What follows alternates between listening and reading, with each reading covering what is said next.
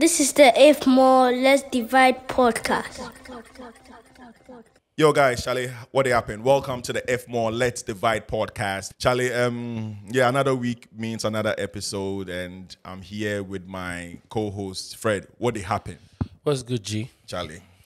I see today Michael Jackson mode. Yeah, Charlie. I just enter away. I know say I make late. I know say when I wanna guest there, it no go make late. So Charlie. She was on point. Yeah, she was on Shout point. out. Shout Fred. How far? Bro.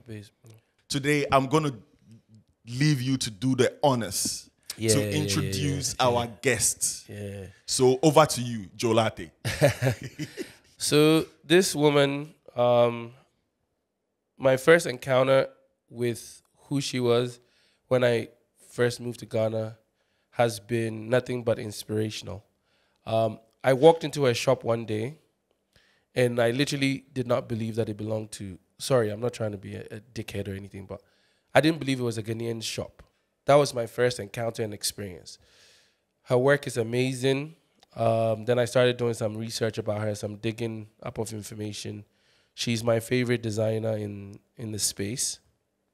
But she's more than that. She's a lot more. We're going to find out a lot more about her. Her name rings a bell. I'm trying to rhyme here. Rings a bell. Yeah. Miss, let's welcome to the set. I don't want to talk child, but Miss Alima Bello. In public facing, but she's Mrs. Boateng. Yeah, So shout. please, she's Miss- off the market. But Mrs. Boateng, Alima Bello, popularly known designer. Give it up. Yes, sir. Yes, sir. Alima. Shout. I mean, Fred, I actually thought you knew her way before. I did not. Actually. That means I've known her longer than you. Of course. You've known Wow. everybody longer than me. Yeah. Oh wow, Alima. I was Charlie. privileged to know her a long time ago. It's an honor to have you here. Fred was like, we need to have Alima, on here. And I'm like, yeah, let's do it. So, Charlie, thanks for coming. Thank you for having me. How far? I'm good, thanks. How are you guys? We are trying. We are I surviving. need water. We are surviving. Running water or Yep. water to drink? What's the name of that place? The people who are in control of the water. Ghana water. Ghana water, Ghana water people. Why? Call them. Yeah. Yeah. I used to have all their numbers when I first moved. Then I see no here. Yeah. Yeah, they will torture you. Alima, cut to the chase, right? Hey, How this has is a bit aggressive. You just want to cut to the chase. Yeah. Okay, let's cut to the chase. how has Holy Child shaped you? Oh dear. Yeah. Oh dear. We'll get into it today. Holy Child. I knew Holy it. Child. I knew it. Let's say this. It was a very traumatic experience for me. I will not lie. My whole 3 years. When I say it, people think, oh, maybe it was just the first year. But it was my whole 3 years. It was very traumatic. It was a complete opposite of what I knew. And I think I'm just grateful I made some really good, solid friendships. To say, what does it shape me? It actually helped me to know who I was and quickly step into that role. Because before Holy Child, I was always my mom's firstborn child, my parents' firstborn child. I was raised in a very conservative, fancy home. You speak when spoken to, sort of. Yeah. You're a firstborn, so your siblings are looking up to you. The pressure. Your feelings don't matter, Yeah. sort of thing. Like you're there to protect your siblings.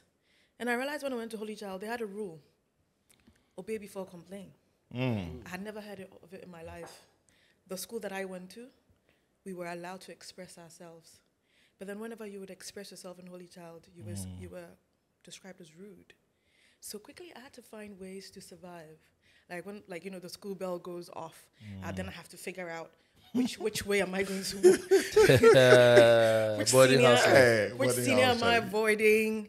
That kind of thing. So it was stressful. Yeah. I used to write letters home, and my sister to date still laughs at me. I used to write letters home every week, asking my dad to come and pick me up and take me away.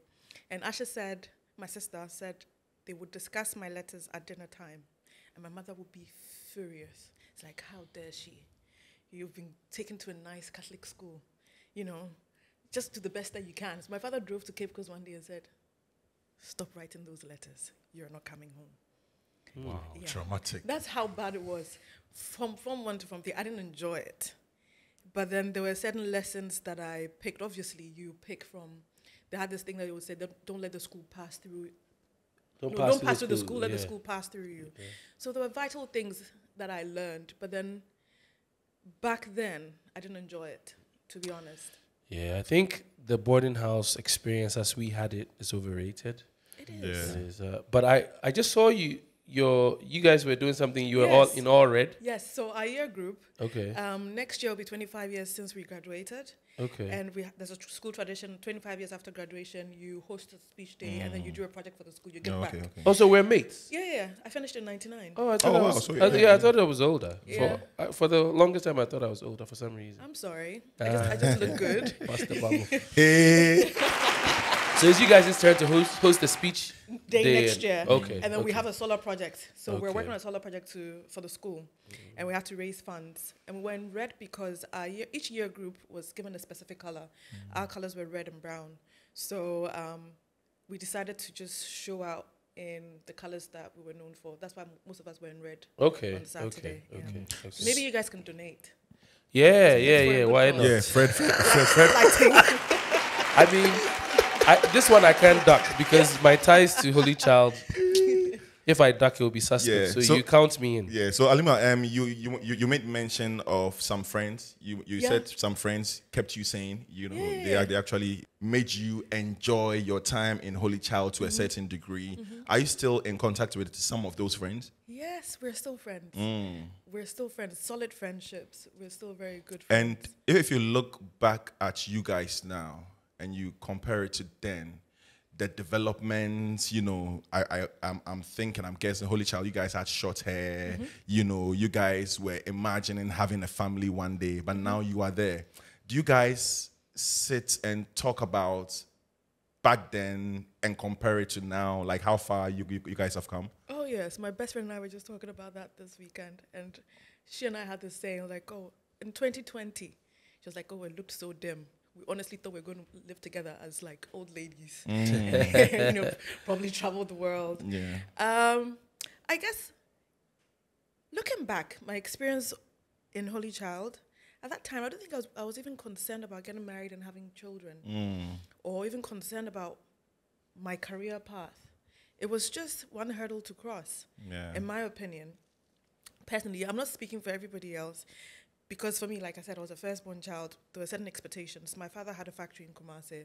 So from day one, it was, you're going to school, you're going to Holy Child, you're going to learn, you're going to do business management. And then go to university and continue with that. And afterwards, you're coming to work for the factory. So I feel like my life there was no room for me to actually have a dream of my own. I was told what I was going to do. Like I said, I probably started forming my own opinions when I had to learn how to survive, like, dodging seniors and dodging teachers. Yeah. That's when I started forming my own opinion. And then later on, maybe university. Even in university, if you ask me if I thought I was going to end up in my career now, I didn't think so. Yeah. It was still following my father's path that he had charted. What was the factory about? What were they doing? Processing oil seeds, so soybean, palm kernel, copra, and then there was a refinery that was also refining the soybean. Is it still? It's still there, still functional. Okay. Yeah. I mean, back then, right, from our time in secondary school, I always say we all didn't know how we're going to turn up. We all didn't have enough, options, because there was no internet. We weren't reading. If you would read, it has to be from a book. And Charlie, these books like textbooks, they are school books, the normal thing. We weren't exposed that much. So, Charlie, for me, I didn't know. I was just going because I had to go, But I think kids of today, like at a very, very young age, even in like high school and elementary, they can decide, oh, I want to be, and we have these dance god Lloyd, like he has these young girls who are like in high school and they are doing dope stuff. Yeah, there's more diversity, I guess, in terms of the options that you're exposed to. Yeah. When we're growing up, because of the restricted nature of what we had access to. Yeah. You were being directed in the career paths of accountant. Yeah, the norm. Yeah, the norm. The norm. There wasn't it was other difficult to- options. Yeah. Do you still have Tokyo around? Yes. Oh wow, how old now? Tokyo is 11 or 12. What year are we in? 2023. So he's 11. Oh wow. Yeah, he's in my sister's house. Oh At the wow. moment, I had some health issues, so my sister had to take him, and he's been there for a month. And every time I go there, my nephew's like, "Are you coming for Tokyo today?" I'm like, "Why? Is he a nuisance?" They're like, "No, we don't want him to go." Yeah. Oh wow. For those who don't know Tokyo is a dog. Tokyo is a Dutch hound, right? Yes. Right? Yes. Yeah, Tokyo is a dog. Are dogs your favorite, Yes. animals? We grew up with dogs. My father loves animals. When we were children, at some point we had about 10 dogs. What? Oh, yeah, all kinds of breeds. We've had boxers. We've had all kinds. Alsatians, Dobermans, Rhodesian Ridgebacks. My father loves animals. We even had a pet baboon at one point called JB, and we had parrots. Your father dealt with exotic animals, right? Yes. He was selling them. Yes. Yeah. Yes. And when I I was a know kid. that too. You know? Yeah. How do you know? Oh, I mean, Mutombo be underground cover. He did. And he has wild stories to share. yeah. So if you ever encounter him, you can ask him about it. I really want to. You want yeah, to? but Oh. then he was going to the States to bring in animals and to sell animals. To take them. So Yeah. the States, Russia, Mexico. Wow. He had a client in Miami who had a private zoo. Look, he had an apartment in Equatorial Guinea where he was getting chimps. Wow. And then he told me the story about he went to Moscow once, and then they had to quarantine some of his chimps. So he had to stay at a hotel close to the airport and literally walk to the airport every day to feed the chimps. And then he realized by the second day there was KGB following him because they were like, who's this black man who's just walking to the airport?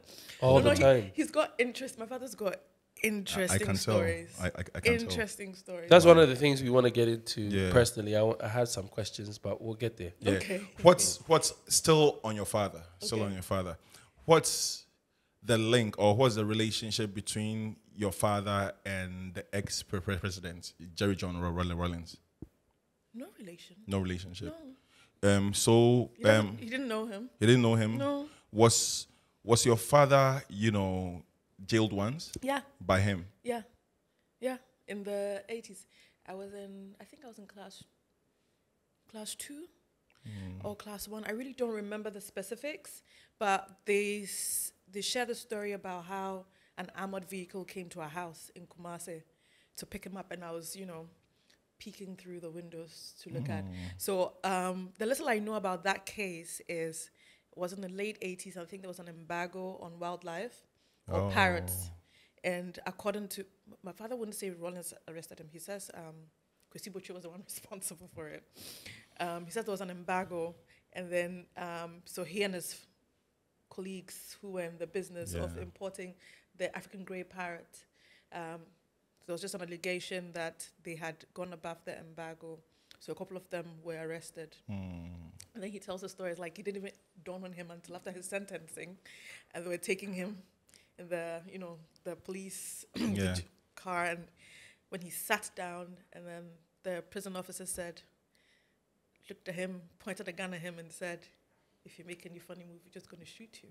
So that's when it actually dawned on him that he was going to jail. And I think my father came back when I was in class 3, because when he came back, I remember very well when he came back, I was doing homework, and I was opening the dictionary to look for the meaning of a word. And I remember very well. Vividly. He was so surprised. He asked my mom, she knows how to use the dictionary. Wow. I remember that, yeah.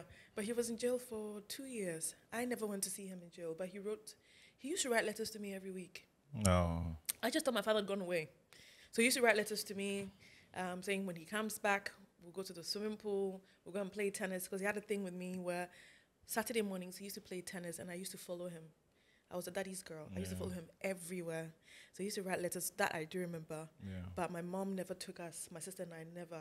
But she used to take my brother because he was a baby. Yeah. But she never took us to visit him. Wow. Yeah. We don't even talk about that.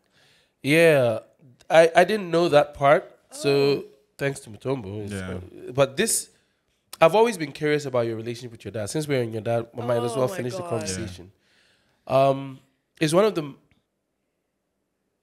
more unique relationships I've observed on social media. Okay. So I haven't had the chance to be up close and personal with you guys, but it seems to me, from the outside looking in, that you have a thorough relationship with the man. Mm-hmm. Okay. We do. And it's amazing because he didn't get that kind of upbringing. No. He's the complete opposite of my mom. So my father is Yoruba, but born and raised in Cape Coast. In Cape Coast, yeah. His father used to travel. Let me give you a typical example. My father, I would describe my father as any kid that you know who lives probably at Nima or Medina and probably has a side hustle before going to school. That's my father's background. And my mom's background is conservative, middle class. Nurse, she's a nurse, right? Yeah, retired nurse. Yeah, retired nurse, okay. Fancy lady, went to Wesley Girls. Yeesh, when they were kids, they had a cook. Her father was a pharmacist. Yeesh. So she's the complete opposite of my dad. And my dad's orientation, my dad's, like, for example, my father started smoking when he was 9. Oh, wow. And he still smokes. Well, yeah, I think he still smokes. Yeah. He has this, periods where he claims he stopped. My father became best friends with his best friend over a pack of cigarettes first day at Form 1. Wow. So my father's the complete opposite of my mom. And funnily enough, he's the one person that we can go to immediately, no matter what it is that you've done. It could be, you could think of the worst thing, and he's the first person you could go to, no judgment. He'll be there. Whenever he comes to Accra, he comes to the studio for morning coffee. He ends the day, he comes by for a cup of coffee again. He cracks jokes. He knows me so well. So, for example, last Thursday, we went for a family dinner, and he was having a glass of gin, and he had another glass of champagne. And I said to him, and I said, "What's that in the short glass?" He says, "Oh, it's gin and something. It's nice. Do you want to taste it?" I was like, "Of course, I can't taste it. Not in my current situation. I can't taste it." Then he says in Fanti, "Hey, and that's the Okusia Puadre." Oh, he speaks Fanti? Yeah, he was born in Cape Coast. Oh, right. And then the whole table, everybody starts laughing. Yeah. It's like, he knows me well enough to know that gin used until a few months ago used to be my favorite drink. Yeah. So that's the kind of relationship I have with him. The meaning today The the rat doesn't like nuts. Yeah. Basically. Yeah. Dope. Do you remember your first road trip to Nigeria? Since he's from Yeah, since I remember. he's in Nigeria. So we went as a family in, I think, 2005. Oh, quite recently. Yeah. It was his father's 10th anniversary of his passing. And I just come back from England. And we had to go. My mom didn't go. So it was just my siblings and my dad. And I don't even know how to describe that trip. And my father's Yoruba is a bit shaky. He can sit here and speak Yoruba with us and we'll think like, He's dope. is a perfect Yoruba. Yeah. But then when he sits with his family, so we got to, I think it was a public holiday when we arrived in Lagos. And then we had a car arranged to take us to Ogbomoso, that's where he's from, Oyo State. The following day, the car never showed up, driver never showed up. We were calling their numbers, nobody was answering. So my father just speaks to whoever he found on the guest house, a security guard, and said, "Where can we get, a car to Ibadan?" And they take us to this big lorry park, like huge. I don't even know what to compare it to. There are these buses. Like one of these bus stations. Bus stations. But don't think of an STC. Think of some open yard. It had rained. There was mud everywhere. So they get us one of these old Peugeot caravans. Yeah. We sit in and my sister starts crying. Oh. Yes. Why was she so bougie that She had never experienced anything like that. Yeah, I can imagine. bougie? And they're speaking Yoruba and you don't understand, and you're being told, "Move here, do this, do this." And the driver on the highway, so there was traffic, the driver just went on the opposite direction against traffic. Yeah. And my sister started wailing. I'm done. I'm finished. Yeah. And when we got, and then I remember there was a Peugeot that we sat in, and they had a big hole So you could literally see the tarmac. Like, you could see the road, like the asphalt as we were going. And this was when my sister's crying. Like, my brother and I know that it's because she's uncomfortable. Yeah. My father has no clue. Because my father's, we need to be in Ibadan because tomorrow is a festivity, so we need to be there. Yeah. So my sister's crying. My father's like distraught, like, what's wrong with this child? Asking, I'm like, just let her be. Let her cry it out. We ignored her and she cried it out. We got to our destination. Following day, we had to, my grandfather was a Muslim, so they had to do the prayers. And the family members, they know you don't speak Yoruba, but they're not about to make life comfortable for you. You're not about to speak English. So they're speaking Yoruba and you're just, just nodding your head. And then we had somebody interpreting for us. After the ceremony, we're like, we need to go back to Lagos because we're hungry. We hadn't eaten. And for once, my father was like, yeah, sure, we'll do it your way. So that same day, we came back to Lagos, Victoria Island. Yes. And we went to this Chinese restaurant. We ate like savages. Wow. Since then, my sister's not been, but I have been a couple of times. Oh, wow. Yeah. That means your sister who was traumatized. Oh, dear. Traumatic, So that means basically, Fred, that means basically you are closer to your dad than your mom. I would say for the most part of my life, No, wait, yes. who would you run to if you have an issue to talk about? Like Pops. right now? Yeah. Right now, I'll go to my mom. Oh, wow. I'll go to my mom. Is it because of the stage of your life you're Yeah. in? Oh, Yeah, okay. it is. Yeah. It is because of the stage of where I am currently. So she will have a better understanding. Yeah. Yeah. Is your mom and dad still together? They're still They're together. still together. What have they collectively, taught you? Because now, anytime I see a man and a woman together for like over 20 years, they've been together for over 20 years, Yes, right? yes.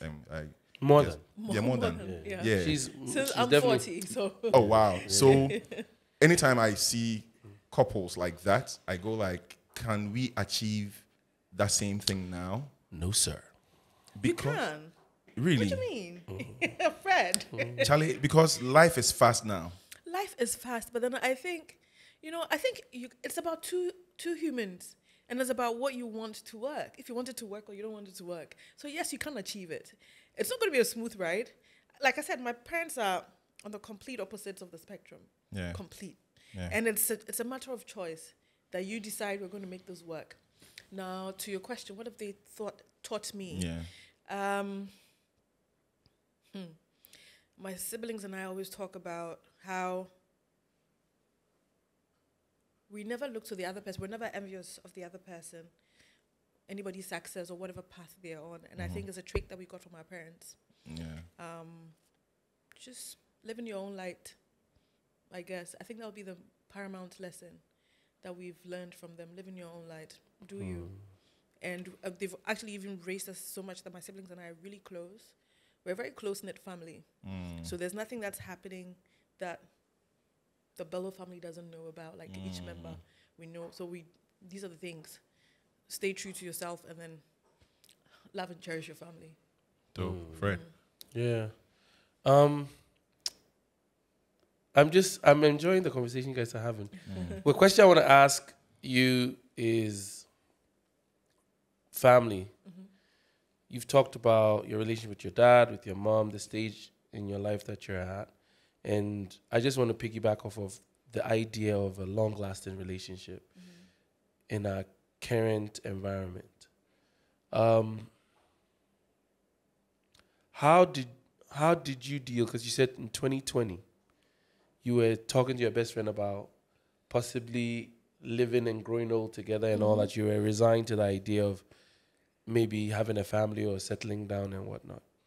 I keep asking because I think it's a big issue here. Maybe I'm overestimating it. But how much of it becomes a stressor for women in your position? You're public facing, you're in the limelight, you're expected to achieve certain things by certain times and be settled, have a family, have children, yada yada, and you're still trying to build a business. How much of that was weighing on you?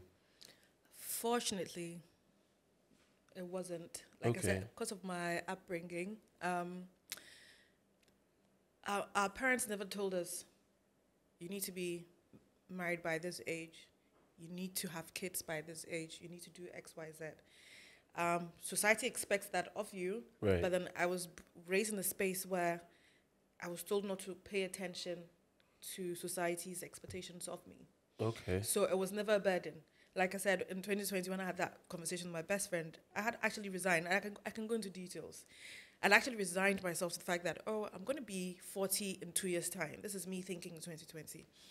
If I don't have a husband or a life partner, I think I'll be okay with it. I will not have a child until I have a life partner that I believe I can raise a child with. So if it doesn't happen, I'm okay with it. And I said to my best friend, maybe before I turn 40, what I can do is retrieve my eggs, freeze them, and then maybe at the age of 41, if I feel like there's a void in my life that can only be filled with a child, then I could probably look at, surrogacy or adoption or using the eggs. Or like, what do you call it? Yes, an IVF. So that was, I'd actually come to that conclusion. Wow. And then towards the end of the year, I met my husband. Okay. Yeah.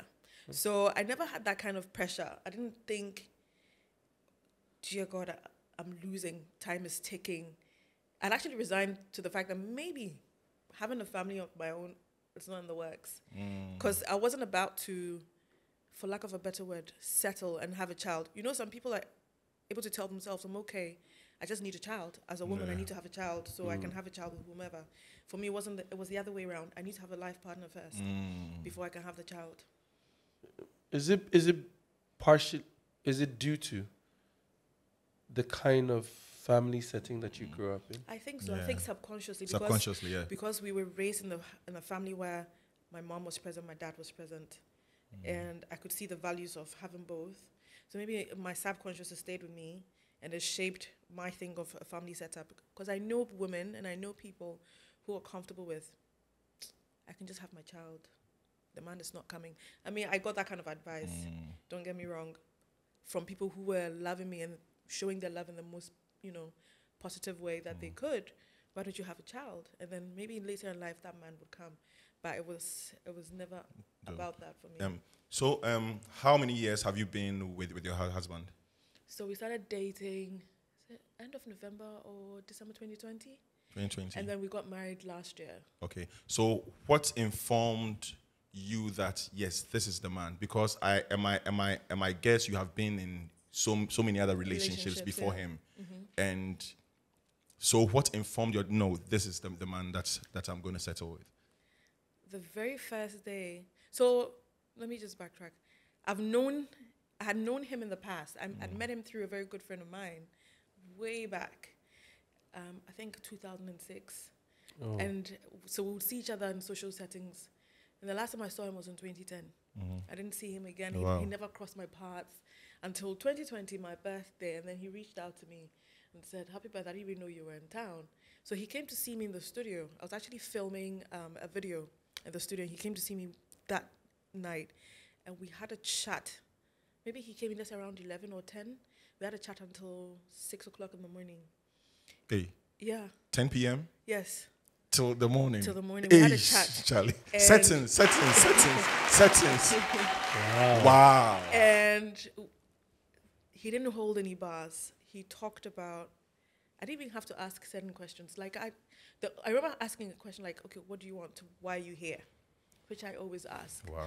And he answered. A week, then he left. Then I think a week or two, he just took me to his parents' house, introduced me to his mom and his dad. Wow. A serious man. Yeah. He went in for the kill. Yes, he did. Straight. Yeah. He did. Shout out. So, since 2020 till now, has it been what you envisioned, what you expected? Has it been dope? Yes and no. Yeah, okay. Yes and no. It's been good, I won't lie. It's been good. But there's been learning curves. Yeah, that one, Yeah. I came into the relationship with haven't worked on myself for a very long time. I understand who I am. Yeah. I talk about anything and everything. I don't leave anything untouched. I don't sweep anything under the rug. But then I've also reached a certain place in my life where I'm able to extend grace. So I'm not judging where you're coming from. My first reaction is I'm not going to be upset for whatever it is that you're doing. I just extend grace for you to, unravel and explain yourself. And I think in the beginning, Kweku was not used to that, to a woman who was so vocal. And yet I wouldn't raise my voice. I wouldn't cuss you out. I wouldn't have an argument. Let's just talk about it. If you're not ready, we can talk about it when you're ready. But we need to talk about it. And I live by, do as you say.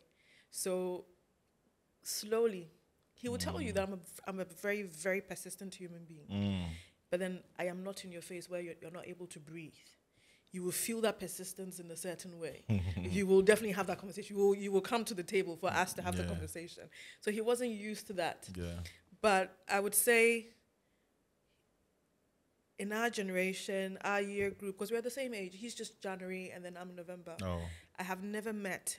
And before him, and I used to tell him that I'd given up on men of our age. But then with him... Men are trash. No, men are not trash, but then that's a different thing we can talk about. They're not trash. I think a lot of them don't know who they are. Yeah. And he came as honest as he could. He came bearing it all. And that's the one thing I can always rely on him for, the truth. Yeah. So, and I'm very big on that. He's never lied to me. He's never had to hide anything from me. I'm here. Yeah. We're just maybe not going to do it your way, your time, but I'm here. Yeah. And I can respect that. Yeah. Do you have kids? Yes. How many? Twin boys. Oh, wow. So when that's a bit TMI, but let's put it out there because I'm sure that maybe the world even knows. Yeah. So when we got together, very early, as soon as we got together and knew that this is what we wanted to embark on this journey, somebody had babies for him. And they look just like him. They're 2 years old, 2 boys. Wow. Yes, 2 boys. They're such lovely boys. And we're now expecting our first. Oh. So Shout. Congratulations. Thank you. I was suspecting from the outfit and everything, but I didn't want to. That's why, because it was too big. I'm like, but wow. I wear baggy clothes all the time. You do, and but then this on one... Saturday I posted a picture. But this one is like... Do you want to see it? Hey. I don't hide the belly. No, I'm not hiding the belly. I know you wear baggy clothes, and I know that you style differently. Yes. But this is maternity outfit. This is not maternity outfit. She knows. Listen. No, it's in the collection. So, before this, you were probably in the best shape of your life. Well, yes. We can know. She was not necessarily. Not like, okay, for me, as I've been in Ghana, you were like... Yes, because I love working out. Yeah, yeah. She's a workout junkie. I know. Yeah, but then I went through some emotional, some mental bit. So if you've realized, and I used to post a lot of my exercises. So if you realize, from 2021 to present time, there were no posts about exercise. I actually stopped working out because I had a bit of there was something. Yeah. Yeah, there was an emotional thing that affected me mentally. Okay. So I stopped working out. Did you go to therapy? Oh yeah, I've been going to therapy since 2014. Okay. Oh wow. Yeah. Okay. And has therapy helped? Amazingly. Do you have a way that you deal with whenever you go down under? Like, do you have a way that you deal with, your mental stress, your mental, instability? I don't know if it's a way, but then what I do is I give myself time. Whatever it is that I'm feeling, I sit in it and I sit with it and I let it dwell. But I don't throw a pity party. I process whatever it is that I can process out of it, and then I come out of it. So I don't know if that's the process. Yeah. Oh, no, but just in a jovial way, but back to her looks. So when she was working out... You are bent on her looks. Yeah. When she was working out and doing all that stuff, she still wore baggy clothes. But I'm saying that, okay, for me, the way I view you, stylistically. I couldn't have imagined you in a different type. I didn't expect to see you in some other dress, maternity dress, but this is how I expected you to present. I don't know if what I'm saying makes sense, I get it. but this is like, when she got out, I'm like, okay, it's that time of, it's that season. Yeah. I've never been able to ask any woman this, but I always think about it. Okay. You know, I should have known this. I should have asked, you know, someone this. How does it feel as a woman to wake up and realize that there is life in you? It's amazing. It's unbelievable. And for me, it's been a journey. So I don't take it for granted. I wake up very, very grateful. I wake up thinking I am actually undeserving of it. But God has given it to me. So I wake up very grateful. Every minute, yeah. I cherish Why do you it. feel like you're undeserving? Because people have gone through, you know, people have been married or have been trying for years or even decades, and it doesn't happen. They go through all kinds. And for me, I think my experience, yes, I've been through something, but it's very, very little compared to the strife or the stress that some other women and families have gone through in order for them to, you know, carry a child or bear a child. So sometimes I think, it's amazing that I think I'm undeserving because per the stats, and we did IVF. Per the stats, it's very, my doctor says I'm one of his luckiest patients through the journey because this is my first IVF. Okay. Some feel. Oh yeah, some people go through. That's what I'm saying. Some people Oh, go wow, through. I didn't know this. Some people go through it multiple times. Oh, wow. Multiple times. And then even the process, the whole journey, is stressful on the. I can imagine. On the person's body, and then stressful on their partner as well. And compared to what I had to go through to get here, so that's why I say I feel like I'm undeserving sometimes.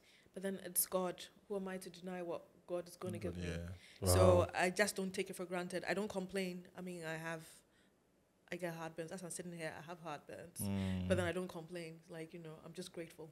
Are you in that throwing up stage? No, I didn't throw up. That's the first trimester, right? Yeah, but I didn't throw up. Oh, wow. Yeah, I didn't get none of that. Yeah, people experience their pregnancy differently. And Alima hasn't changed because I know women who, like, their nose become bigger, you know, and all that. Look, the hormonal changes, and even no one pregnancy is the same. So I could probably get pregnant again, and you'll probably see me in town and not recognize. Please, we don't know. We are trying to know. Yeah. I just say there's a lot of hormonal changes that the body goes through. So you all that, like the swelling of the face and the nose and then the feet is all water retention. Oh. Yeah, and then there's at some stage there's a darkening of the skin, melasma or something's called there. Yeah, You can true. get, like, Yeah. some people get their necks darkened or their face. It's a lot. The female body goes through a lot. It's crazy. Yeah, it's amazing. I mean, Yeah. I'll just keep it, I'll say this because I don't want to be controversial. I think it's an amazing thing that women do for the world by allowing their bodies to go through this so that the human species can continue. And we shouldn't take it for granted. Yeah. It's like, bro, I wouldn't do it if I was paid money. Yeah. Shouts to every woman in the world through and through. Lola Bello. Yes. What's happened to Lola Bello collection? Yes, that was the very first name. Yeah. This was as far back as when I was in Kumasi, and when I thought, when I decided I could have a brand.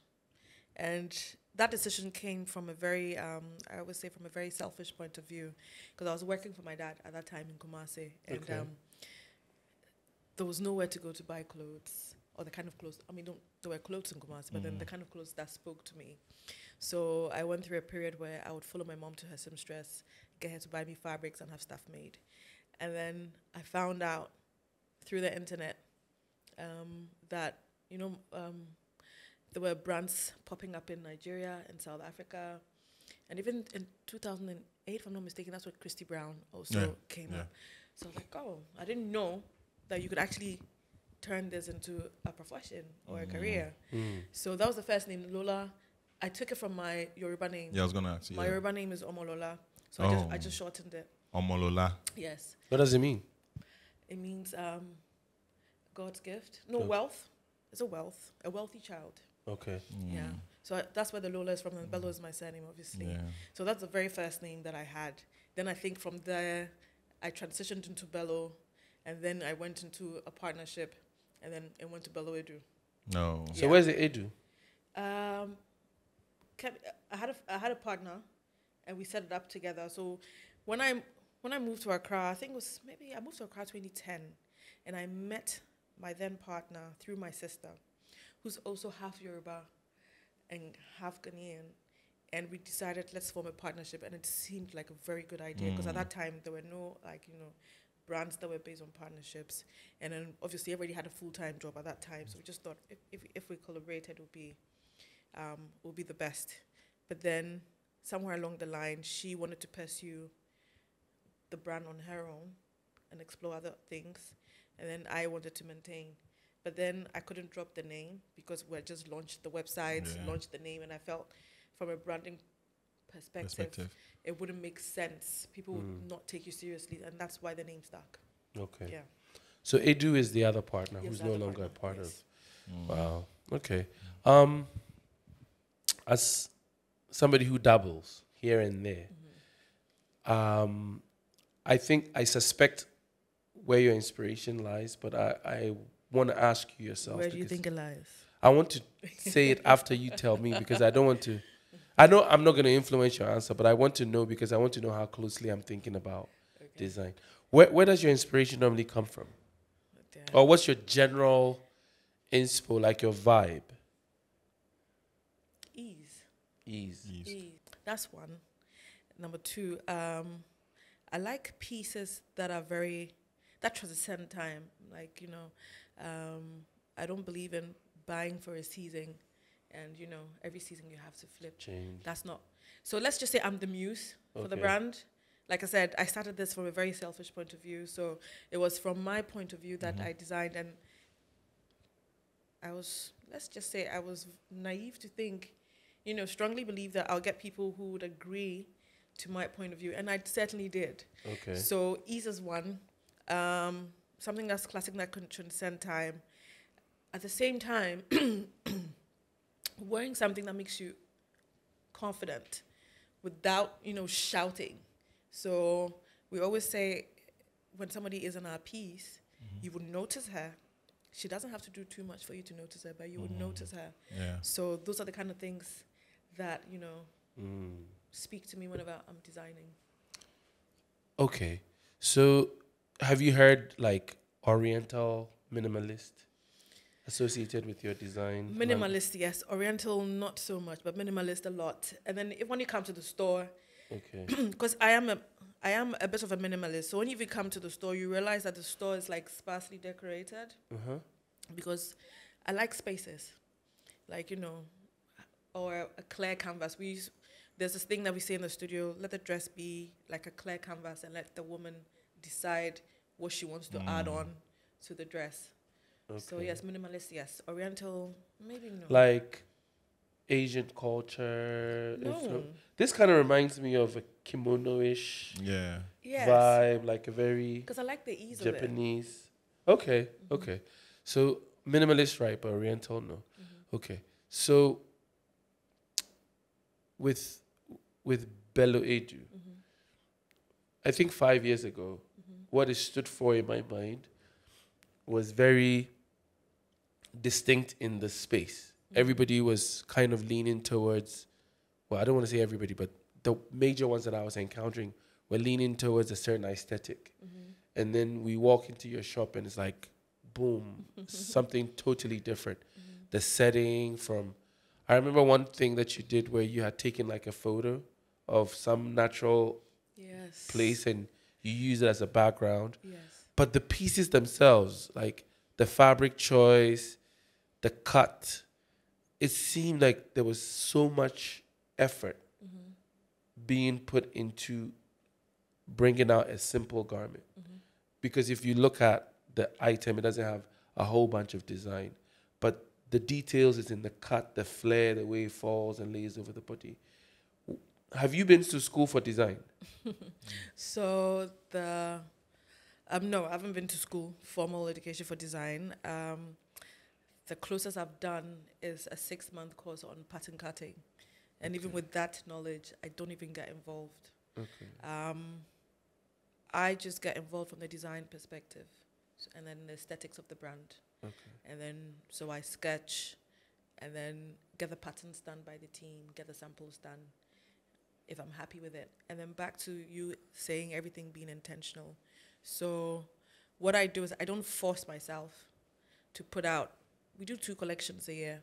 And I think that's safe enough for me to be able to pour into each collection and make sure that each piece makes sense in the collection. The idea, like I said, is for a woman to open up her wardrobe or her closet in 3 years' time or in 5 years' time and still be able to wear something that she purchased from us in 2017. That's the idea. Okay. Can Kaba and Sleet, can it be, revolutionized? Like, can it be Evolved. Can it be evolved? Has it not evolved? Has it? You don't think so? No, because I'm imagining back then my grandma and my mom. I still have some of their stuff, their Kaba and Slit there, and it's Kaba and Slit is so dope. Yeah. It's a 3-piece: the top, Yep. the skirt, and the cloth that goes around it, and the sometimes the akataso. scarf. Right? I have not seen anything more than that reminds me of Kaba and Slit. But you, Tombo, how much do you pay attention to women's dress? Thank Oh, you. that one is true. So, It's like, evolved. has it evolved? It has. Oh, really? Don't you think so, Fred? I think so. Yeah, I think There's it's so many evolved. iterations of that cap and slip presentation now. Yeah. The way, if you go to a wedding, you pay attention to the type of fabric they're using, Yeah. the shapes they are forming. It's like, Oh, Yeah. wow. Me, I've been looking out for Kaba and Slate like through and through, and I don't see. And one thing that I also think should evolve is collar. When we were kids, the cloth we used to tie it around our necks, and oh yeah. And But Virgil did that. oh really? Then me, I don't really follow Exactly. fashion. Yeah. Did you see when Virgil I did did. that? Yeah. I did. Oh really? Yeah. So he took the kente and did all that. Well, may he rest in peace. But when he finally started claiming us, he came back and did the whole. Did you follow the Louis Vuitton fashion thing Pharrell last? show. Yeah, Pharrell show. Did you Yeah, follow? Or I what? did. Did you think about it? He didn't reinvent anything. He just took Yeah. elements that are important to the LV brand Yeah. and did it the Pharrell way, which I think is the best way for any creative director. I always say, well, there's some designers that come out and reinvent the wheel. I'm not here to reinvent the wheel. Yeah. I'm not here to convert anybody to be a Bello Yodu woman. I always say it's either you are or you're not. And then for those sitting in the middle, you're aspiring to be. So there's no conversion here. It's Yeah. either you get it or you don't. Yeah. I think that's what fashion is. He doesn't have to do a lot of work. So I think he just took elements that are important to the LV brand and then just did it his Pharrell way, which I think was dope. Dope. Fred. Yeah, I mean, I agree for the most part. I think it was a smart business decision by LV. Virgil is a hard act to follow, but if you speak in terms of iconic people in the fashion space now, Pharrell is about as influential as it gets, even though he doesn't normally get the props that he deserves. I mean, Kanye ripped him off, other people ripped him off, they evolved, they did their thing. But for Pharrell to get that opportunity, I was kind of worried and scared about what he was going to come out with, because I think his style can be a bit, colorful and too playful. Yeah. But I think he pulled it off. And one thing I liked about him during the show, most of the interviews that he had during the show, he gave Kanye his props. Yeah. He's like, this isn't him. This is, Mr. West. We have to give Ye his props. I just wish Ye would give Pharrell his props. Yeah. You know, yeah. Can you leave my brother Kanye out of this? Because Alima, so for for my peers and for those right behind me, we wear few local stuff. I might be wrong, but for people who are close to me, they are always looking at the designer stuff, foreign design like the Dior's, the Gucci's, and all that. How has it been for you finding people to, take your brand? Like I said, I'm not here to convert. And, it goes beyond, when you talk about your peers or our peers and them leaning towards the brands, it goes just beyond the physical. There's a mental exercise. Yeah. It's where they are mentally at that stage in their lives. And for somebody who's there mentally, that's not my clientele. Yeah. My clientele is a woman who appreciates something that's made authentically from home. But not to say she's just jumping on every bandwagon. She wants things that are well made, things that have meaning and value. Yeah. Not to say that she doesn't like a Louis Vuitton bag or slippers. She would buy every now and then, but they've reached a certain level of what would be the word? They know who they are, so they are not defined by the labels that they will have to throw on for everybody to see. Look at me, I have a Dior shirt on, or a Chanel. It's like I said, it's where people are mentally, and you just have to leave them. Yeah. Yeah, I mean, the way I'm a customer of Bello. She's one of my favorite. I buy from. Thank you, Fred. If somebody is special to me, that's why I think. But I thought you only make clothes for women. Yes, no, I'm buying for women all the time. He buys for women all the time. Yeah, we're not cross-dressing yet. Capo cheers.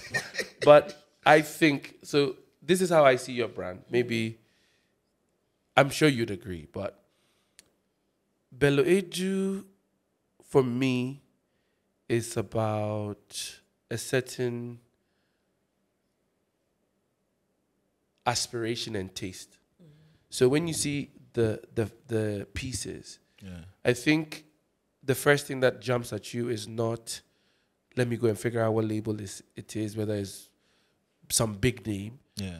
What sticks out to you is the attention to detail, the craftsmanship, and how the outfit has been made so uniquely. There's a piece that I bought from your shop that to this day, like, if I'm thinking about how to go into a place and be yourself and regal, but not over the top, but you're still going to be distinct, that outfit just keeps popping up. And I'm like, man, it's such an iconic piece. It's such a timeless piece. And that's what I love about your brand. And I think, so for people who experience the brands in Look At Me way, it might not necessarily be Your cup of tea. But if you love craftsmanship and skill and how an outfit's going to flow and lay on your body and all of that, then that's how I see the brand.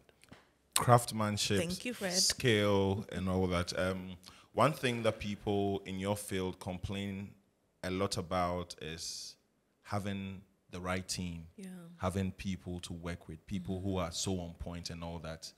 Fred, you have, spoken about it, to me several times and all that. How difficult or easy has it been finding your staff? It's still a learning curve. We're not there yet. Yeah. When it comes to the front office, like operations and my retail, I've got that covered, because with that field or on that side, I have a solid team. They love what they do. It's not about a paycheck. They love what they do. They understand the brand. They can represent me. I can rest easy and know that they can go out there and represent the brand. True. And then when it gets to production, now the difficulty with production is I have tried it all. And I honestly feel sometimes we have that challenge because of the way from colonial times, when, you go and write your exam, you don't pass. So there's no intrinsic value. Now, you can have a worker and treat the person, as you would treat your brother or your sister. But then there's a mental block there's still that block where it's us versus them. So they might show up for work, they might do the work, but at the point where you need them to cross over and say, you know what, we believe in the brand. You can have as many sessions as you want. Every Monday I have a team meeting, and then midweek we probably have another informal one. We're as open as any business can be. In fact, we're more than open. We will let you know, we'll let the team know, these are hard times. This is what sales is looking like right now. These are what our clients are saying. We're very open. We allow people to express themselves, and you would like to think they've actually bought into the story. They understand how they should even talk to a client, or even how to even hold their space, your machine. Keep it safe, keep it neat. You as a human being. But then there will be a disconnect. There'll be a disconnect, and then we're going through a phase where they're like, "Oh, bring in Ivorian tailors." Wow. Yes, Standard. It's standard. Ivorian tailors know how to sew, but Ghanaian tailors also know how to sew. But the difference is, because the Ivorian is looking for money to take home, he comes and he's focused. He makes a mistake, he will correct it. He will work and go home. But then our brethren, well, you fear nipa. Why a mistake? Or Baba man didn't know how to correct it. Like, there's no sense of urgency. There's always, we have too many excuses. Yeah. And Get away with too much. Yes. And or it's want not to. and it's not even just, you would like to think, oh, maybe it's people who haven't gone through formal education in the profession. Even when we've gone through a period where we took graduates from all these institutions that are training, and I always ask, is fashion something that you really want to pursue? They are like, yes. Okay, what field? Like, which angles? I know how to support. And you take them through, and within 3 months, people will show you their true character. They can't take instructions. People don't like being criticized. But then if you're doing something and it's not of a certain standard, I'm sorry. I can't hold a machine for you if the work is not of a certain standard. So we do have a problem.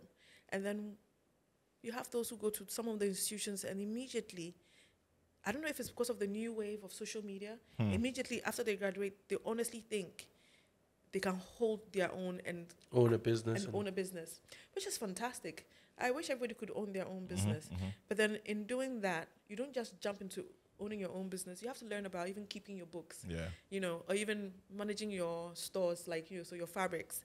So I wish they could understand, let's work for a year or two and then steady, and then we're able to do our own thing. But it doesn't happen. So somebody comes to work with you, you employ them in January, and then they already know that by September they're traveling. But they don't disclose this. And then it's you talking to them. So I have a way of communicating. I'm like, oh, what are your plans? What do you want to do? And somebody's, oh, I wanted to set up my own business, but right now I have a traveling opportunity.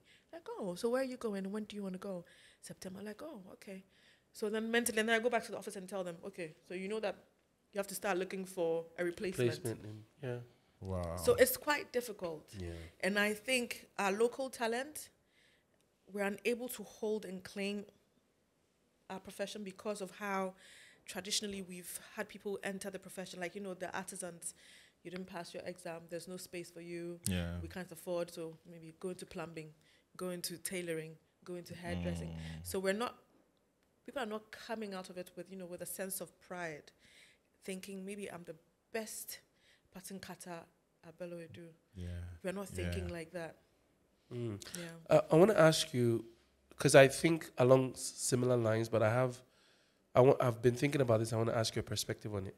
How much of this inability to sustain a workforce in businesses like yours is associated with also the idea that first, you can easily start and open your own business, sewing shop, for instance, and how much of it do you think is influenced by the lack of maybe loyalty from the general population, in sense of, if I know Beluedu, right, I will not buy a replica. I refuse to. I refuse to talk to any employee outside of the business who tries to approach me I was just getting an evaluation report, just to give you an example. And I've been working with this guy since 2016. And one of his workers says to me, I need him to go and value land for me. 2 of them, I've sent him the location. I know he's working for his boss. And then he calls me and says, so how do you want to do this? Because I was asking how much it was going to cost. Do you want me to do it under the company name or you want to do it differently? I already understood what he was trying to say to me. I'm like, boss, like, of course, company. But then he said, he still went further and told me, if you want to do it on the side, I can use another company. And I ended the conversation. But I messaged the boss, send me somebody else. I didn't even report him because I didn't want to start any drama. Let me keep this question brief to that. The point is, I think there's so many elements that allow people to not be loyal, but also they feel like they can go and start their own business, or maybe they're using you as a stepping stone. Do you find that a reality, or how much of it do you think affects our ability to grow like a fashion house where I was thinking like you, I'm going to work at Bello, I'm going to cut my teeth, I'm going to build experience.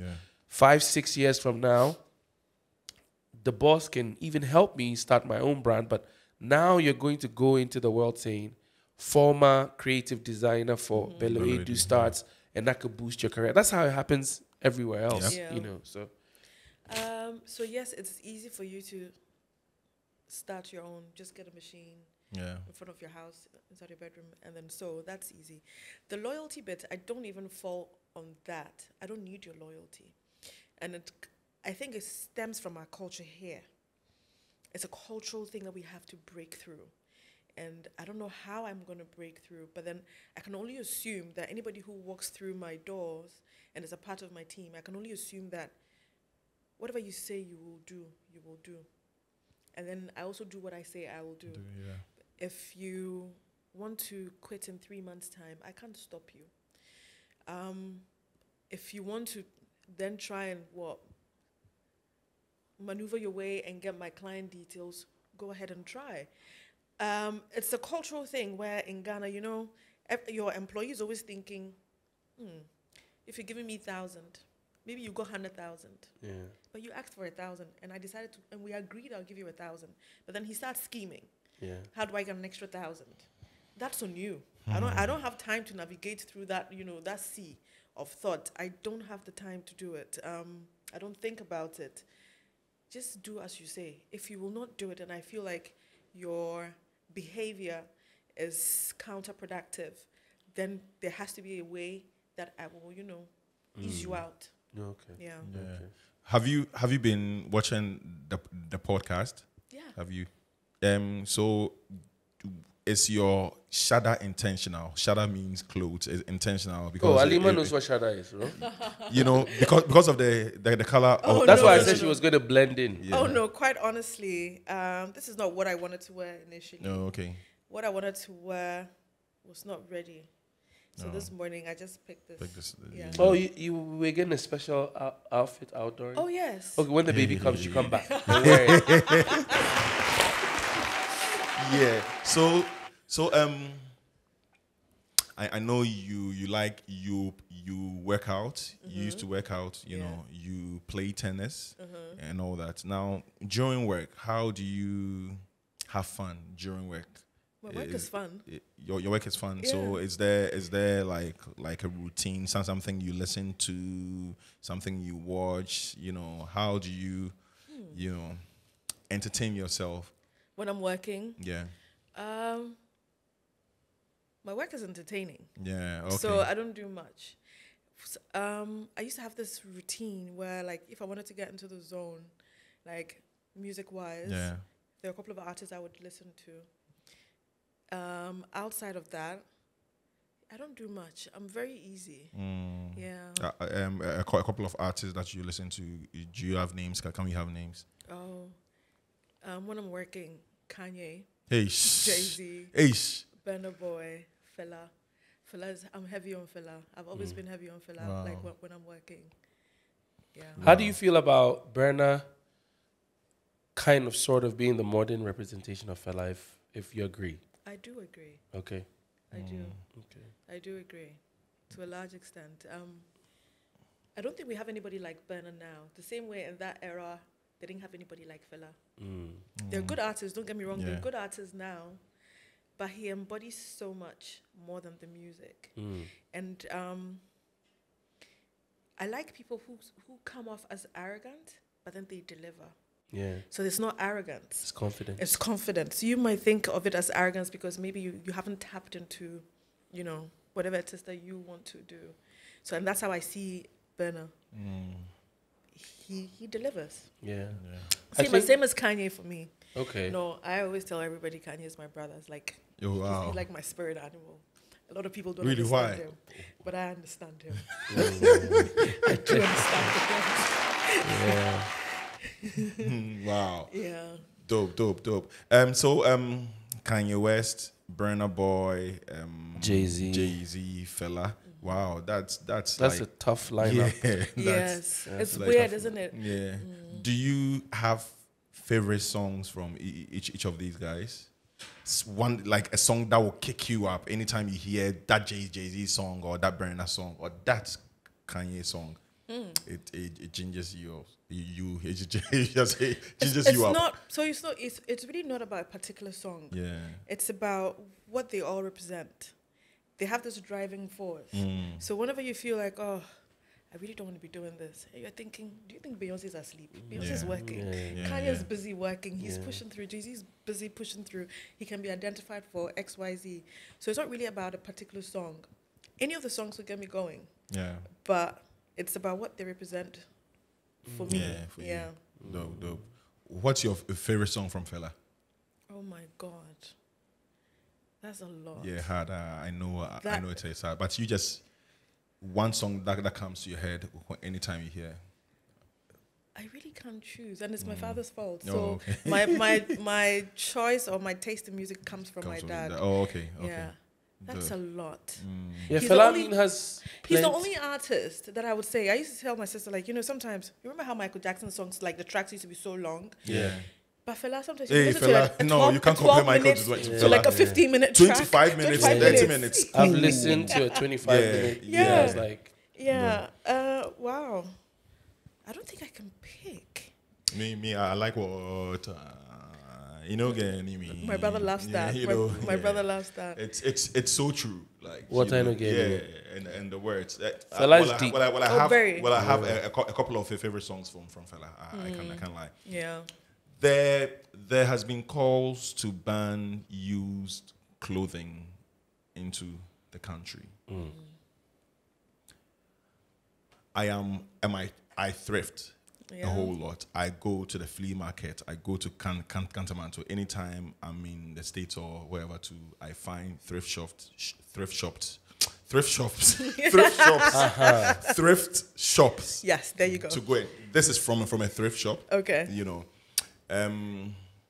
But there's been calls to ban, the import of used clothing into the country because of waste and what's your take on that? For me, if it's banned, you are going to have more people coming to Bello too. Not necessarily. I understand the importance and the need for us to ban. Yeah. Because when you look at the waste, I mean, it's unimaginable.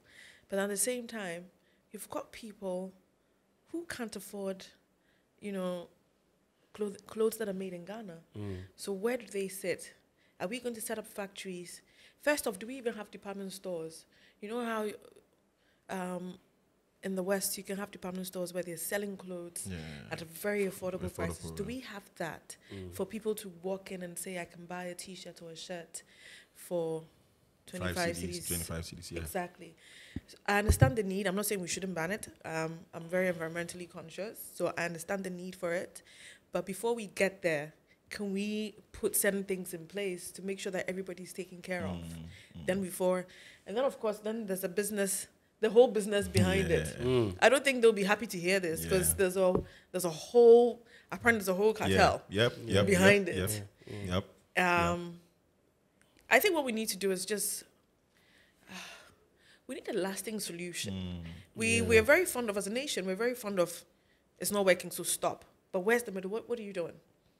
in between. Because if you stop, then people are now going to look for other ways of bringing it in. Yeah.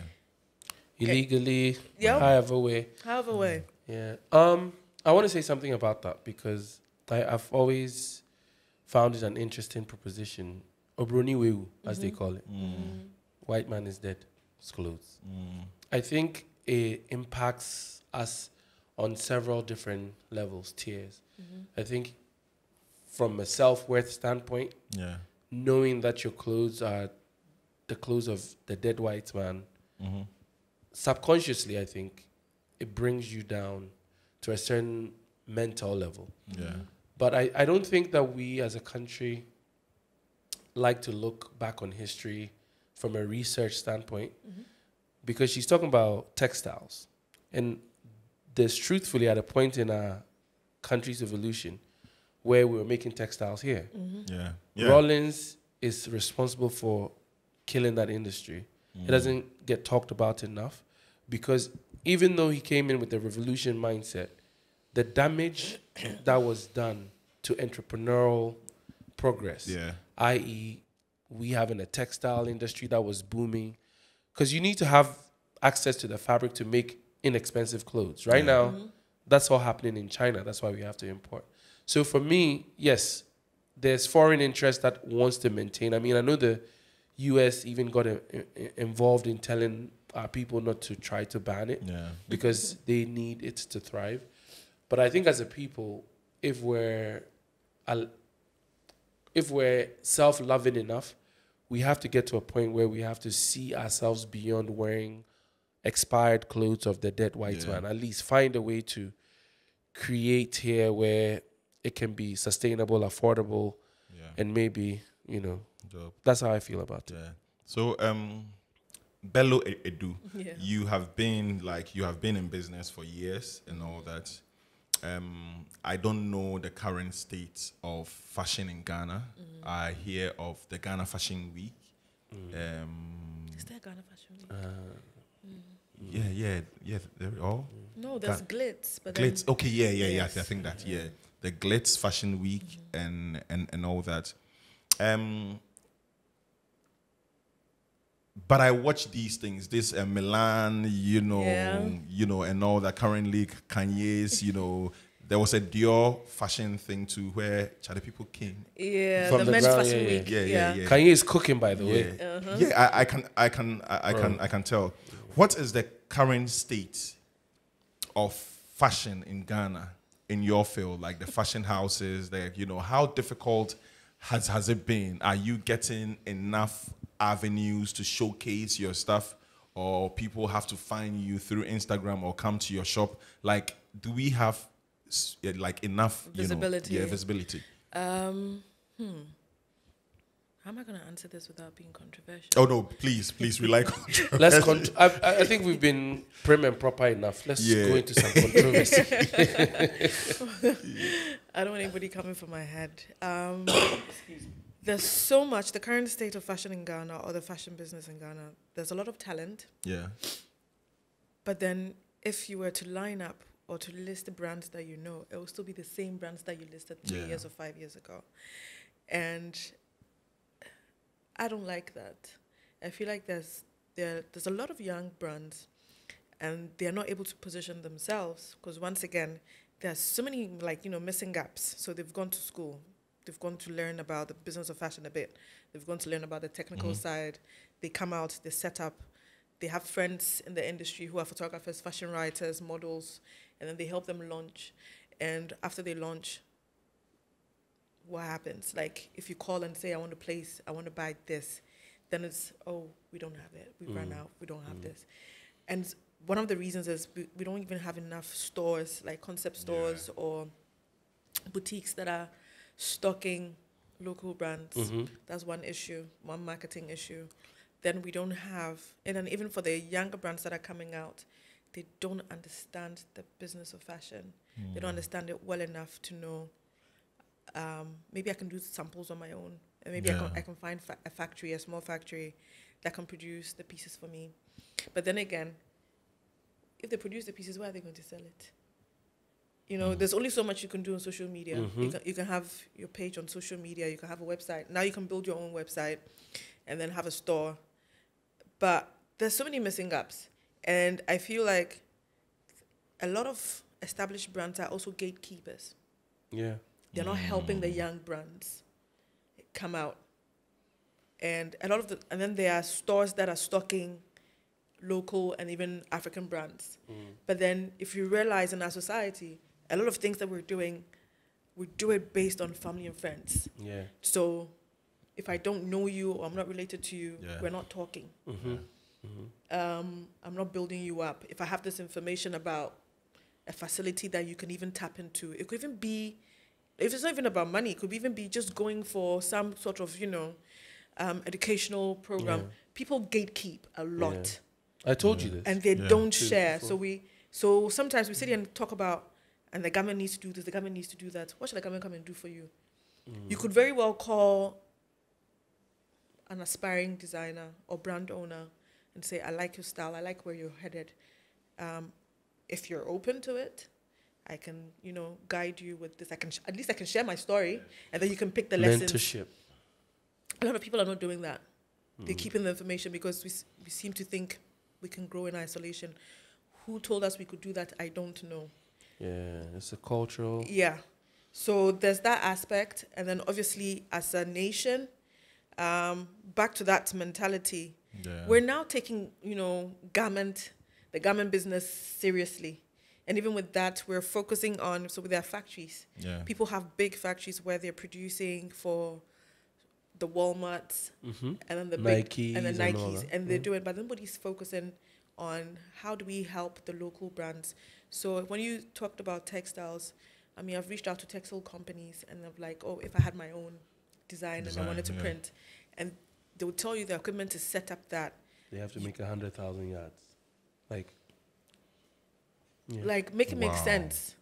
So we don't have, there's no middle ground. So where until you can hit 100,000 or whatever, they'll say something as ridiculous as 1,000 yards. Yeah. Of one style, one design, and that she wants. So let's say if it was this particular color, a textile company would tell me the minimum I can order is 1,000 yards or 1,000 meters. Yeah. As a small brand in Ghana. What are you going to do with 1,000? This is just one colorway. Yeah. So on a national level, there's that. Then I think those of us in the industry, the responsibility is also on us to break through some mental barriers that we've carried for so long, where people pitch themselves up against each other and it doesn't make sense. Like I said, this thing. Who said you can grow in isolation? Yeah. I'm going to keep everything and then it will just be me. And if anybody should come from outside, it should just be me. But then it's just you in a nation full of other people. At some point, they'll stop coming. Yeah. And they'll go elsewhere where there's crazy. collaboration. So we don't have a lot of collaboration. Because it's not just in fashion. It's everywhere. in my field too. It's everywhere. It's our culture. But why though? Does it stem from how we were brought up, like school, like how? Can I say something? Yeah. What I think about it, we have a culture that puts people our value intrinsically on perception. How if you go into town, if you say this person's name, they have to be the oddball. So they don't want to let anybody near that air that they are breathing. But I don't even want to get on the soapbox. What I'll say to what Alima is saying is it's so vital because think about it. When you say, you've heard the concept Italian shoe. We've said it since we were children. Why do we think it's that? Yeah. Gucci makes shoes. There's Ferragamo. There's all kinds of brands. But when somebody says Italian shoe, you perk up. You're like, oh, it must be a good shoe. Yeah. That is what she's talking about. If you say Ghanaian brand, it should mean something. But if you isolate yourself where it's like, it's only Bello Edu doing well, then the industry does not hold any weight. No. Because you're leaning on just one brand. If Ghana could be a place where people could say, look, they make the best bags or they make the best outfits or they make the best this, and we collectively can lean on it, now we have leverage. Excuse me. But because we don't think about things like that, like she's saying, everybody wants to. Mutombo, I went up and down this town trying to find a place to make buttonholes. Buttonholes for 6 months. Excuse me. And everybody, I hadn't met her then. Everybody would tell me, "Oh, let me give you the number." Yeah, then you told they'll me pick this. their phone, Yeah. scroll, and then put the phone away. They didn't want to tell me. Yeah. It's crazy. Yeah.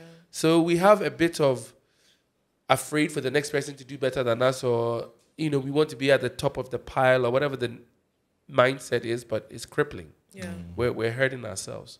Where will I find Alima? Where? Yeah, what do you do for fun? Like, where will I find you?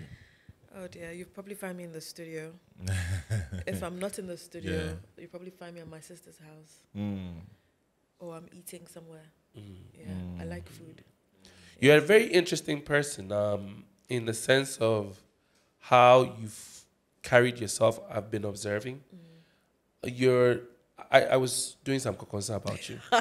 And I heard in uni, you were sort of like, I don't want to say popular girl, but somebody that people were like attracted to. You were like, people, they like you. Like boys, they holla. Apparently so. So, in a way, I'm asking, it doesn't seem to me that you've allowed that to get to your head where you carry yourself in that way. Did you make a shift at some point? Like, okay, I'm done with this, or have you always been even keeled? I've always been like this. Even in uni, there were only 2 places you could find me. Okay. My hostel and then business school. Okay. So when people say I was popular, maybe people knew of me, but then I've always kept a very small circle around me. Yeah. And I don't know, I wasn't even participating in whole week celebrations. Okay. I was, like I said, in my hostel, Pentagon, or business school. That's where you'd find me. So where did that, like, just say you find where people... When I shut eye, she did shut eye. Yeah, it'd be like, okay. I missed out on that part. I didn't see that. Well, I don't, sometimes even my best friend comes up with stories, and sometimes I forget about some of the experiences. But I think as kids, or when we're in uni, people fixate on something. yeah. And especially when you're not too available, people become more intrigued until you wear them out. And then they let you be. Okay. I think that's what it was. Okay. Yeah, so it wasn't like you would find me in Volta, or you find me in this place, or you find me participating. No, I never did anything like that. So, and quite honestly, I didn't even realize people weren't used to my name. Like Alima. Yeah, I was going to Alima ask Bello. you, your name is distinct as well. It's very distinct. Alima, So, I think so. Sometimes it would draw people in. They would try and find out. And I wasn't an extrovert in school, so you wouldn't have me having long conversations. Where's Alima from? What's the name from? Or So what is- it's an Arabic name. So my grandfather okay. was a Muslim, Okay. and all my siblings, we all have. So aside our Yoruba names, we have Muslim names as well. Yeah, What does it mean? a Alima? powerful woman. Okay. Ish. So your dad was going for the kill, powerful woman, a wealthy woman. And So then- those 2 names, it wasn't from him; it was from his father. So their tradition, his father would name us. Oh, okay. Yes. Do you have So any Ghanaian names? Yes, Okay, Alima. Abba Abba. Adoko. Fancy. Tuesday or is that Thursday. Thursday. Yeah. I used to like Sam Abba. I've had a few run-ins with Sam Abbas. Fancy women used to have a hold on me, but Oh, I really? think I've broken through that. What kind of hold do you share? I was just, I don't know, very intrigued by Fancy women. They have a way. Yeah. What way? You know it. Stop it. Yeah. Like, seriously, they will just, they will consume you without consuming you. Like, it's not where they are making an effort to. You were saying something, I was actually smiling because you were like, I'm persistent. I'm not going to be in your face, but I'm Yeah. going to have that conversation. That conversation is Yeah. going to come. At the end of the day, we will have No, that we will have conversation. it. Don't worry, you go. Every amazing Fancy woman that I've been blessed to be with, bro, it not be, but they you yourself, you understand. You don't worry. You go. You come home. So I guess maybe our mothers and our grandmothers understood their power. Yeah. Okay. Yeah. So I guess that's what it is. Yeah. Shout out to all the Abbas. I can't say your last name now. I don't want to start any trouble. Chai. Yeah. Now it's on you. Do you have any questions for us? There may be Fred first. Why? We'll start with you. Yeah, start with the top. Yes. I was waiting for that. You used to hold the camera. Do you still shoot? 100%. Am I love the camera? Wow, you remember? Yeah. Well, I love the camera. People like Talal, and inspired me. Because JP, they were about the special effects. Those days I would go to their office and they will be doing some skills and all that. I'm like, yeah, there's something that I wouldn't. So yeah, I've been holding the camera since 2012. Yeah, and I still do. Yeah. Over to Fred. I don't know if it's to him. It could be any of you. What inspired this podcast? Fred. Yeah. Fred can speak well, but better than So me. he started it, or you started it? So we've been asked this question quite a bit in the past week. So let me just give you the regurgitated version of it. We both had the inspiration to do podcasts at different points. When I moved here, Mutombo had a thing going called Department of Sound. And then he randomly called me one day, said he was coming to the house. He wanted to talk to me about some stuff because I'm a loudmouth. And I always had an opinion. So he wanted to come over and interview. And at the time I was trying to build my fashion brand. So he comes over and we had a conversation. And in between, he kind of shelved it and he went on a different path. I was trying to figure it out. I was trying to do recordings on YouTube and stuff. I'm not a very technical person. And I tried to upload one video on YouTube and it took so long. I'm like, man, screw this shit. It was so, I'm not doing this. So then I just kind of boxed it away. But then my thought process after a while was, I don't want to be in a room by myself. I don't want to hear just my thoughts because I can be very much in a vacuum. Sometimes I'm thinking my own thoughts and I'm thinking, okay. And I wanted opposing views, somebody who was going to push and pull and all kinds of things. And I wanted to grow through my conversations. So Mutombo came up one day and said, look, I'm trying to build this podcast. Nanose, may his soul rest in peace, was one of the guys that he was considering to produce the show. And he's like, I'm thinking you should be a co-host, blah, blah, blah. And it was a no-brainer for me. I didn't pause. I never said, or It was just like, okay, let's do it. Why did you want him? Fred talks. That's one. Fred not just talking about anything and just saying things, but he was passionate about so many topics, and me, I'm not a talker at all. He says he's not. But I talk, but I'm not a talker. You are a talker. You have an opinion about everything. I think he likes to brand himself as a non-talker, but he's the talker. So I'm like, nah, this should be Fred. This should be. I was thinking about so many other people, and I had conversations with so many other people, but I had the conversation with him first, and he was like, yes. But after him, I knew it was him, but after me, I would talk to Charlie. So a podcast and a co-host, do you have anyone in mind? And they will mention someone, and I'll go like, nah, Fred. Then I'll go to the next person. Do you have? Because I was trying to find who, but no one. It was him, and I've known Fred since we were like 8, 7. Martin the Porridge. So Martin Porridge. I keep saying this phrase. It's one of the most enjoyable things I've done in my adult life. And now he's a star because people can you imagine? People see him more than me. Well, they may be because I am already out there. But Fred, anytime we're walking, Fred, you. Wow. It's so funny. So you're a superstar. It's so funny. I would never get used to that because it's so weird. I was in a grocery store one day and somebody came up to me and said, Charlie, what's up? I'm like, okay, what are you looking for? And he said, Charlie, if more let's vibe. I follow it. I'm like, oh, thanks, Khalid.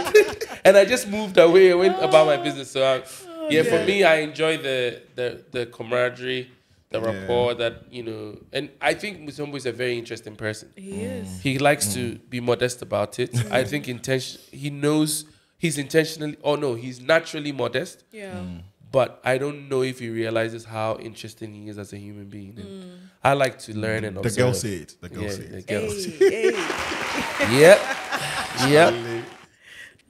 Man, it's been. I wanted to ask Alima one last question before we leave. Okay. I'm asking this for young people Okay. who aspire to be in the fashion business. I have a ton of respect for your brand. The way that you have just in general branded it, positioned it, the thought that went into your space, your retail space. It's so clean. Yes. Very clean. Like, Even very, very clean. The way that you're handed over your goods when you buy. This is 4 years ago. The bag, the card, the tissue, all of that. Those were things that I was aspiring. I'm like, I got to do it this way. Yeah. So when I walked into your shop and you were doing it, I'm like, okay, this is somebody I can learn from. The question is, for a young person coming up, they see the glitz, the glamour. Is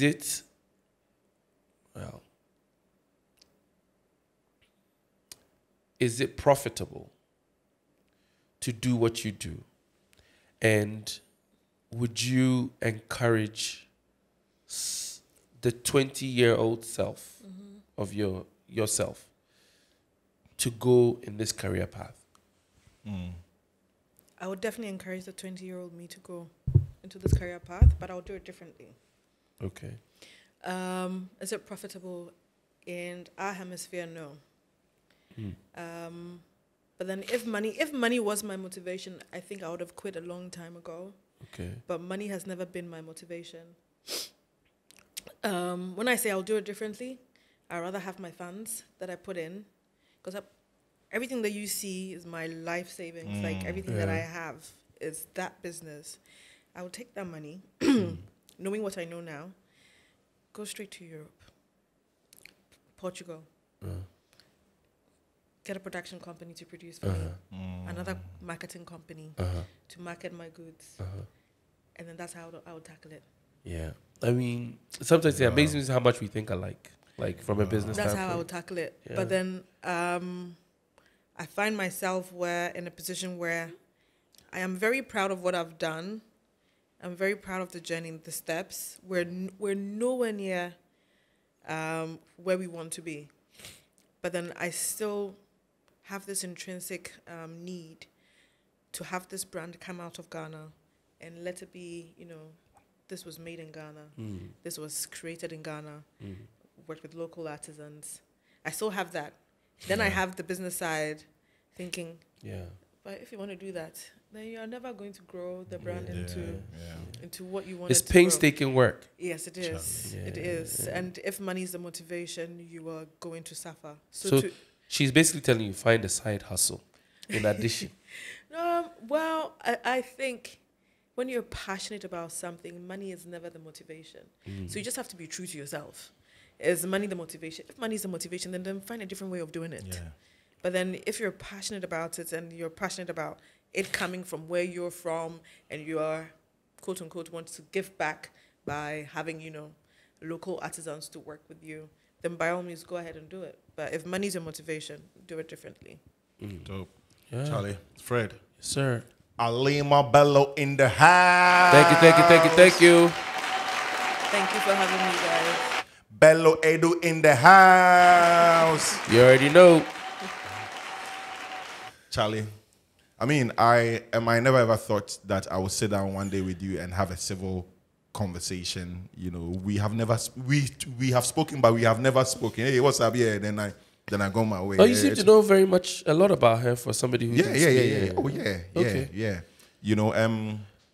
I'm a fan, so and I didn't even know as much as I thought I did. So I learned quite a bit. Yeah. I mean, I've learned like your father, especially. I see him. He's such a dignified man.